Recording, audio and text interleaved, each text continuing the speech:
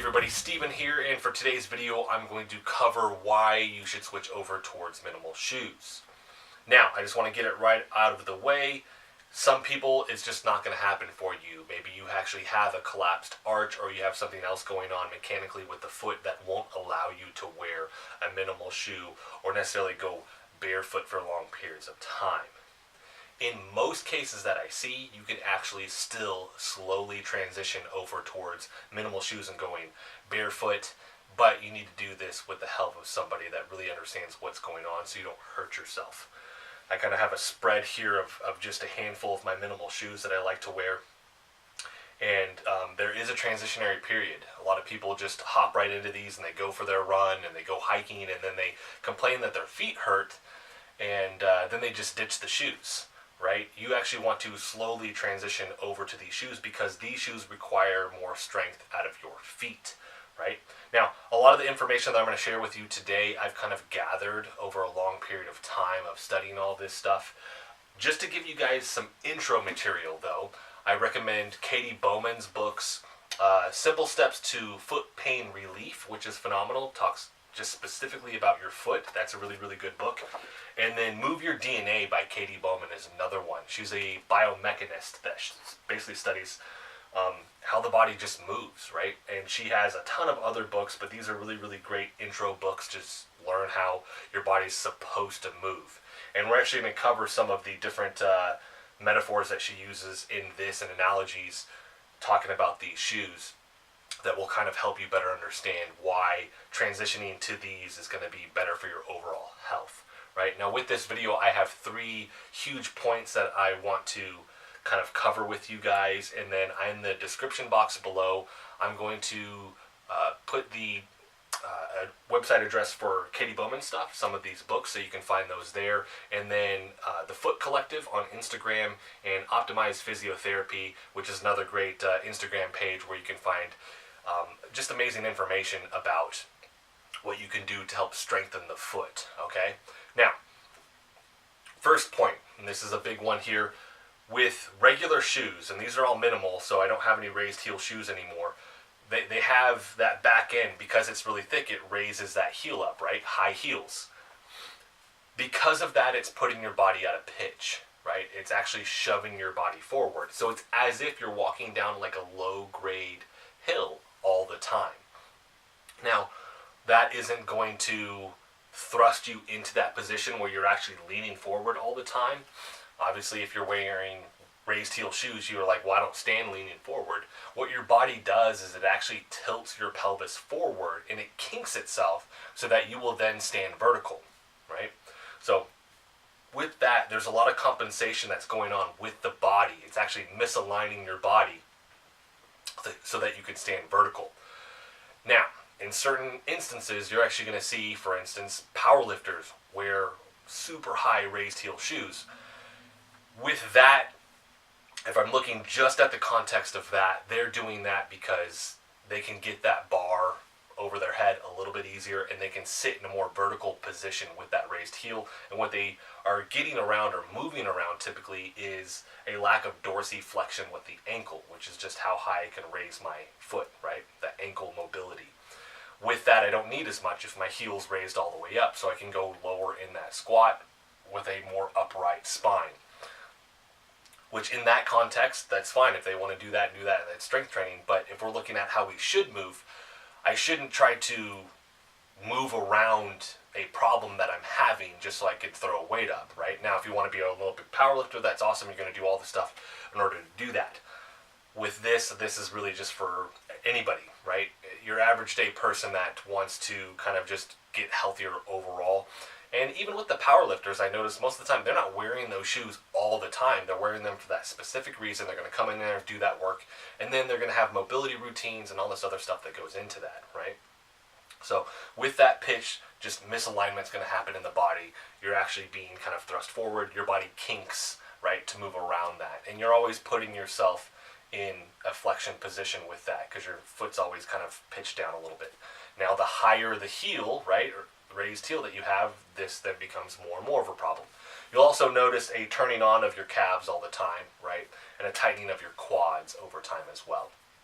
So those are the big points with that. There's a lot more in-depth information that goes along with that if you guys want to look into Katy Bowman and her stuff, or any of the other Instagram pages that I've mentioned here. So that's the first point.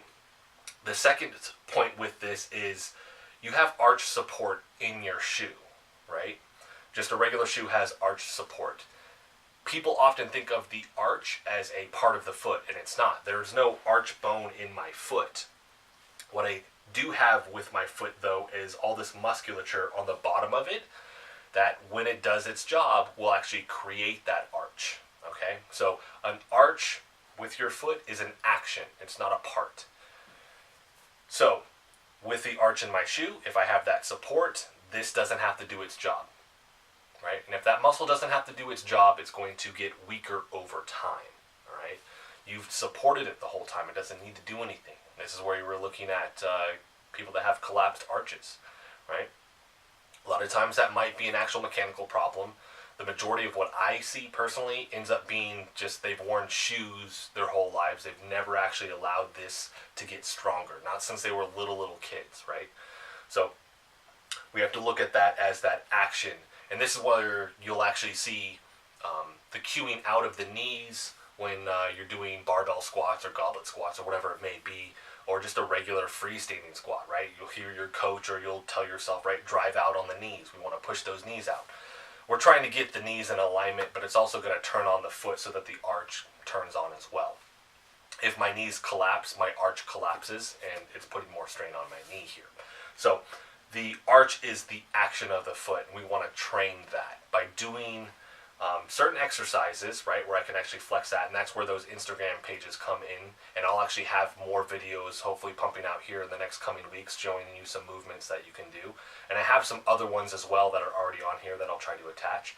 But looking at some movements that you can do to strengthen that, going barefoot as much as you can, and then switching over, like I said, to minimal shoes. Because here it's required to work. If it's not, you're going to notice that immediately. But that's also why I tell you, do a transitionary period. Don't just immediately switch over and wear these all the time now, right? If I don't have that strength in that arch, you're going to start to notice certain things, like your knees are wanting to fold in, or your ankle feels highly unstable. So that action of the foot is super important because it creates stability upstream from that, right? To my knees, my hips, my back, all of that. So that's the second point. And then the third one with these is that they actually have a wide toe box. So if I'm looking here where my toes go, that's really wide. Most shoes that you see are really narrow. And with that, you'll actually see that obviously a little bit more when you're dealing with high heels. You'll see them really sharp. They almost go to a point a lot of times, or certain like cowboy boots and stuff like that. So with all of these, they have a really wide toe box here, and that actually allows the toes to then spread out. I had one client, she had bunion for 3 months. She comes and she starts training with me, and it gets to the point where it's so painful that she goes to the doctor and they're like, we're going to have to do surgery on your foot.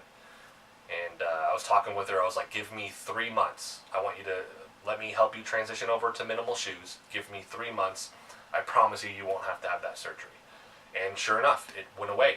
And it's been better since, because she's wearing her minimal shoes. Because when that shoe is really tight, it's going to rub on certain areas of your foot, like the ball right here of my foot, the outside part of my big toe. And that's where we're going to get that bunion, because that constant friction and tension is going to slowly create that. So that's squeezing the toes really tight. And a couple things that I like that Katy Bowman talks about, and these are some of the different metaphors and analogies that she's using, but one of them is an analogy where she's saying, let's pretend that I do the same thing with my hands that I do with my feet, right? Since I'm a little kid, I put mittens on, not gloves, right? Mittens, so it covers my fingers. And I wear that all the way into adulthood. It would kind of stand to reason that, one, I would feel highly uncomfortable if I took off that mitten with my hand. I wouldn't want to be like a bare hand that often, right? It would also stand to reason that I would slowly develop my hand into more of a flipper, because it's in a mitten, meaning I never spread it out. My toes spread out, right? So this would eventually stay in that mitten shape, and it would want to do more of a paddle type thing. We're seeing the same thing with our feet, where we can't really spread our toes anymore, which is actually a movement and exercise that I have people do. Katy has it in her program, which is called restorative exercise. Spreading those toes. You can even order toe spreaders. I'll make sure that that's in the description box for you guys as well, that help to actually spread your toes. Easiest thing though is I can just take my hand and I can literally interlock my fingers in between my toes, and now I have that spacing. And for a lot of people, it's highly uncomfortable. Their toes are smushed together. With that, another thing that I'll actually see is that the big toe, instead of being straight, it actually slowly starts to kink over. So if anybody knows about the geishas and looking at what they did to their feet, and I'll have some photos that'll pop up for you guys, they slowly basically manipulated their foot and just kind of like destroyed their foot into a position where the toes actually wrapped underneath, right? Over time. It's the same thing that you can do with a corset with your ribs, right? So instead of spreading them out, now they take that off. They can't actually really walk. It's painful. Same thing, not to that degree, but it's the same thing that I see with people that wear those really, really tight shoes. They're not letting those toes spread out. We're getting bunions, right? We're getting it so that the toes are actually kinked. They're not even straight. That big toe isn't straight anymore. It no longer has joint alignment with that. And with this, the reason these toes are so important for you is that's where a lot of your balance is going to come from too. But more importantly than that, it's actually going to be where you're going to use proprioception with the foot. And proprioception is just knowing where your body is in space, right? Knowing where your limbs are in space. If I'm trying to balance, typically we're going to do toes out first, right? Even if I'm walking and it's dark, you'll notice that a lot of times you'll switch into that. If you have kids or you have nieces and nephews that are younger and you can actually see them hop up on something that's unstable, and you'll see them walk, they immediately switch into leading with their toes first, because the body has that natural inclination to do that, because they can pick up, okay, I touched that with my toes, but I didn't use full force. Now I can pull back and I can make an adjustment to whatever I'm going to do. So super important for balance, knowing where your feet, your legs are in space as well. And then all that neurofeedback that you're getting also from that. So super duper important that we keep these toes healthy and let them spread out, right? So that we can keep all the different things that are going on with that intact, because we lose it slowly over time. I always tell my clients, if you don't use it, you lose it, right? If my body isn't using the arch, I'm going to slowly lose that function, right? It's going to get really, really weak. If I'm not using my toes and spreading my toes and using that dexterity with them and using them for balance and to see where I'm going when I'm walking, I'm slowly going to lose that. And I'm going to default to movement patterns that might actually make my overall global movement worse, where I can hurt myself. And we don't want that, right? So those are my 3 big points. I cover all of this with my clients.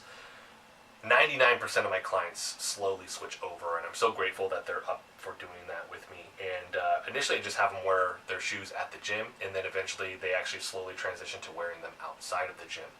Now, with this, when I'm looking at minimal shoes, I always want that wide toe box. And another big function that I didn't cover at the beginning, but it's a 0 drop in terms of how raised is the heel. This is a 0 drop, meaning it's completely flat to the ground. There is no raised heel on this at all, right? You have some, like this has a slight, very, very subtle raised heel, right? And you're talking a couple millimeters with this. But most of mine have 0 drop. This is still considered minimal, even though it has that very subtle raised heel to it. But with this, what I want to look at is, can I roll the shoe up, right? So if I'm looking at my shoe here, I can literally roll my shoe all the way up, right? Because it's just a piece of rubber on the bottom. It's completely flat. As far as what I have here, I have my New Balance Minimus. I have my Merrells right here, which are my Vapor Glove Trail 3s. And then I have my Vivo Barefoots right here. These are the Primus Trail, the FEGs, which are the firm ground. I just got these because I wanted a little bit more. These are still 0 drop, but they have a little bit more rubber on the bottom. So when I do go hiking, I can use these. And these are my Stealth 2s from Vivo Barefoot. So these are for hiking just because these are so minimal. If I step on a sharp rock, I know immediately, right?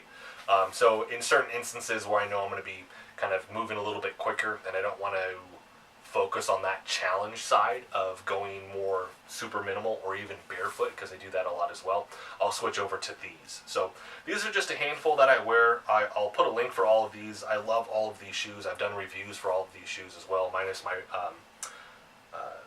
Primus ones, just because I got those a couple months ago, so I'm still wanting to break them in for a little bit longer before I give my final thoughts on that. But that is it. That's kind of my case for why you should wear minimal shoes. Like I said, if you do have a collapsed arch or something like that, and there's actually a medical reason why you can't, that's okay.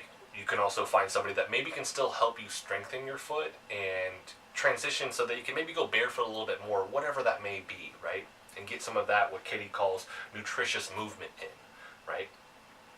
And if anybody is curious, is like, well, I have a collapsed arch, one of the tests that we do is that if I have my foot here and I lift up the toe, right, that big toe, if you can see that, so my leg is flat, but if I lift up that big toe and an arch forms, and mine did right here, that means you have the capability of forming that arch, which means now it's more of a strength issue, so you just need to work on that strength with that.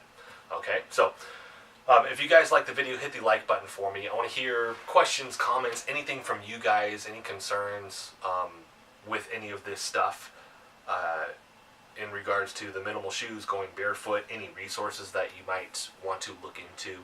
Like I said, Katy Bowman is a phenomenal resource for you guys. And any other information that maybe you think I should look at. Also, I always appreciate some stuff that where you guys are telling me, hey, you should look into this, because that always helps my research as well. So thank you guys so much for watching. If you want to see more of this content, because I am going to try to pump out some more videos where I'm showing you some of the different drills that I do for strengthening the arch, hit the subscribe button for me and check back soon for those videos. Okay? Thanks so much for watching, guys.